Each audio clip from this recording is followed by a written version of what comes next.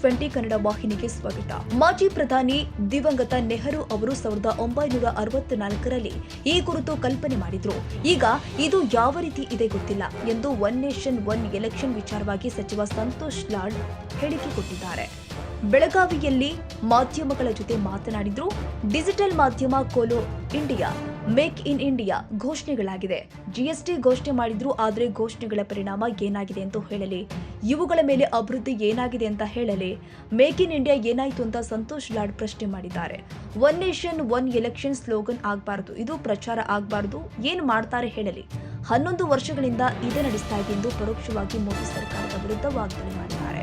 ಇದು ಸದನದಲ್ಲಿ ವಕ್ಫ್ ಚರ್ಚೆ ವಿಚಾರವಾಗಿ ನಾವು ಚರ್ಚೆಗೆ ತಯಾರಿದ್ದೇವೆ. ವಿರೋಧ ಪಕ್ಷಗಳು ವಕ್ಫ್ ಕುರಿತು ಯಾವುದೇ ದಾಖಲೆ ಇಲ್ಲದೆ ಮಾತನಾಡುತ್ತಿದ್ದಾರೆ. ವಕ್ಫ್ ಅನಾನುಕೂಲವಾಗಿದೆ ಎಂದು ದಾಖಲೆ ಕೊಡಲಿ.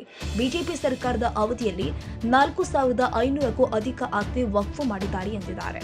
ಉತ್ತರ ಕರ್ನಾಟಕ ಅಭಿವೃದ್ಧಿ ಕುರಿತು ಬಿಜೆಪಿಯವರಿಗೆ ಮನಸ್ಸಿಲ್ಲ. ಯುಟಿ ಖಾದರ್ ಸಭಾಪತಿಗಳು ಆದ ಬಳಿಕ ಅತಿ ಹೆಚ್ಚು ಚರ್ಚೆ ಮಾಡಲು ಬಿಜೆಪಿಯವರಿಗೆ ನೀಡಿದ್ದಾರೆಂದು ವಾಗ್ದಾಳಿ ಮಾಡಿದರು. 1964ನೇ ಇಸ್ವಿನಲ್ಲಿ ನೆಹರು ಸಾಹೇಬರು ಪ್ರಯತ್ನ ಮಾಡಿದ್ದಾರೆ. ಅದು ಇನ್ನೂ ಯಾವ ರೀತಿ ಇದೆ ಅಂತ ನನಗೆ ಮಾಹಿತಿ ಇಲ್ಲ. ಸೊ ಮೇಲ್ನೋಟದಲ್ಲಿ ಚೆನ್ನಾಗಿ ಕಾಣುತ್ತೆ. One nation one election, digital India, ಏನ್ರಿ ಖೇಲೋ ಇಂಡಿಯಾ, ಆಮೇಲೆ ಯಾವುದಿದು ಸ್ವಚ್ಛ ಭಾರತ್ ಅಭಿಯಾನ, ಈ ಥರದ್ದೆಲ್ಲ ಈ ಸ್ಲೋಗನ್ಗಳು ಕೊಟ್ಕೊಂಡು ಹೋಗಿ ಆಮೇಲೆ ಆರ್ಟಿಕಲ್ 370, GST ಈ ಸೆಲೆಬ್ರೇಷನ್ಗಳು ಮಾಡಿಬಿಟ್ರು. ಈ ಒನ್ ನೇಷನ್ ಒನ್ ಎಲೆಕ್ಷನ್ಗೆ ನಾವೇನು ವಿರೋಧಿಲ್ಲ, ನಾನು ವೈಯಕ್ತಿಕವಾಗಿ ನಾನು ವಿರೋಧಿಲ್ಲ. ಆದರೆ ಇದ್ರ ಮೇಲೆ ದೊಡ್ಡ ಡೆವಲಪ್ಮೆಂಟ್ ಅಂತ ತೋರಿಸೋದಿದೆ. ಈಗ ಒನ್ ನೇಷನ್ ಒನ್ ಎಲೆಕ್ಷನ್ ಆದ ತಕ್ಷಣ ದೇಶದಲ್ಲಿ ಭಾಳ ದೊಡ್ಡ ಬದಲಾವಣೆ ಬಂದುಬಿಡ್ತದೆ, ಕರಪ್ಷನ್ ನಿಂತು ಬಿಡ್ತದೆ, ಬಡವ್ರಿಗೆ ಅನುಕೂಲ ಆಗುತ್ತೆ ಅಂತಕ್ಕಂಥ ಇದೇ ಒಂದು ಪ್ರತಿಬಿಂಬಿಸ ಮಾಡ್ತಕ್ಕಂಥದ್ದು. I just ask you, what has happen make in India? ಕೇಳಿ ನೋಡಿ ಅವ್ರಿಗೆ. ಮೇಕ್ ಇನ್ ಇಂಡಿಯಾ ಟೈಟಲ್ ಕೊಟ್ಟರು, ಏನಾಯ್ತು ಮೇಕ್ ಇನ್ ಇಂಡಿಯಾದಲ್ಲಿ? ಮೇಕ್ ಇನ್ ಇಂಡಿಯಾದಲ್ಲಿ ಎಷ್ಟು ಜನಕ್ಕೆ ಇವತ್ತು ಅನುಕೂಲ ಆಗಿದೆ ಅಂತ ಒಂದು ಮಾತು ಕೇಳಿ. ಬರೀ ವಾಟ್ಸಪ್ನಲ್ಲಿ ಟ್ವಿಟರ್ನಲ್ಲೇ ನೋಡ್ತೀವಿ ನಾವು ಮೇಕ್ ಇನ್ ಇಂಡಿಯಾ. ಇದೇ ಥರ ಸ್ಲೋಗನ್ಗಳು ಕೊಡ್ತಾರೆ. I definitely welcome it.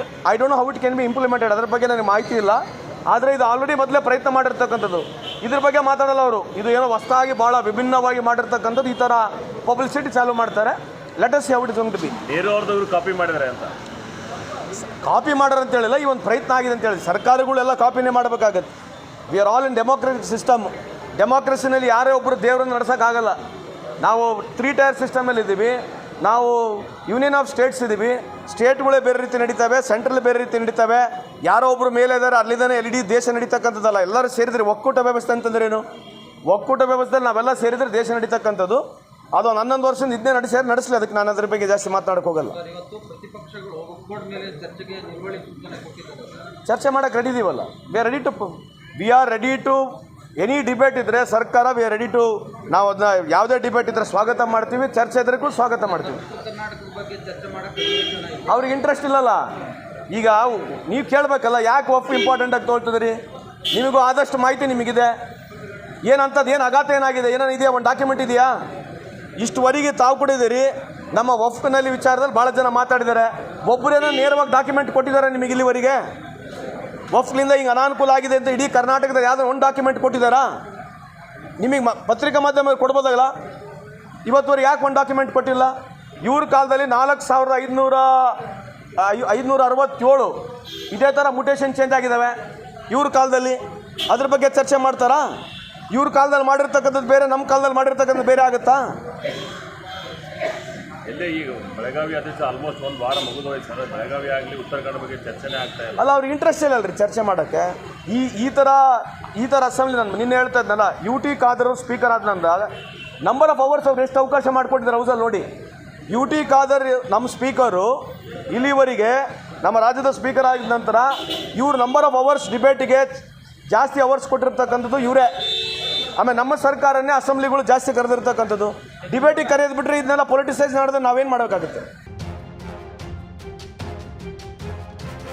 ಕನ್ನಡಿಗರ ಮೆಚ್ಚಿನ ನಿಮ್ಮ ಟಿವಿ20 ಕನ್ನಡ ವಾಹಿನಿ ಇದೀಗ ಟಿವಿಯಲ್ಲಿ ಲಭ್ಯ.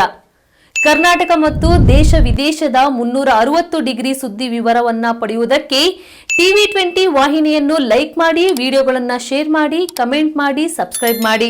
HCN ಕೇಬಲ್ 842 ನಂಬರ್ನಲ್ಲಿ ಹುಕ್ಕೇರಿ ತಾಲೂಕು ಹಾಗೂ ಸಂಕೇಶ್ವರದ ಸುತ್ತಮುತ್ತಲಿನ ಹಳ್ಳಿಗಳಲ್ಲಿ ಲಭ್ಯ. PCN ಕೇಬಲ್ 129 ನಂಬರ್ನಲ್ಲಿ ಹಾರುಗೆರೆ ಸುತ್ತಮುತ್ತಲಿನ ಹಳ್ಳಿಗಳಲ್ಲಿ ಲಭ್ಯ. ರಾಯಬಾಗ್ ಡಿಜಿಟಲ್ ಚಾನೆಲ್ ಕೇಬಲ್ 80ನೇ ನಂಬರ್ನಲ್ಲಿ ರಾಯಬಾಗ ತಾಲೂಕಿನ ಸುತ್ತಮುತ್ತಲಿನ ಹಳ್ಳಿಗಳಲ್ಲಿ ಲಭ್ಯ. ಯುಡಿಸಿಎನ್ ಕೇಬಲ್ ನೆಟ್ವರ್ಕ್ ಉಗಾರ ಸುತ್ತಮುತ್ತಲಿನ ಹಳ್ಳಿಗಳಲ್ಲಿ ನಿಮ್ಮ ಟಿವಿ 20 ಕನ್ನಡ ವಾಹಿನಿಯೂ ಲಭ್ಯ.